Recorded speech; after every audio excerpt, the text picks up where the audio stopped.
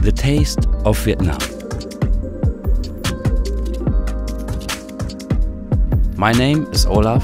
I'm a chef, writer and photographer who dives into the culinary heart of the Quang Nam region.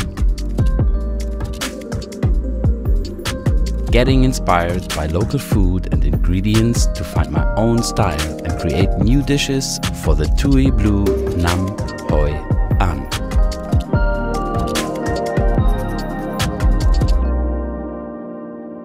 Thanks to the French, Vietnam is one of the East Asian countries with a tradition of baking baguette.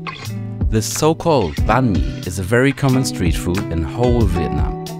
Different ingredients like mayonnaise, by the way very French too, sausages, eggs, fresh herbs and colorful veggies are the classy way to prepare it.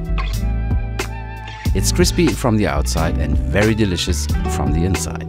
I really love it and I can't get enough. As I am on the beautiful seaside of central Vietnam, I would love to create a banh mi with some fresh fish.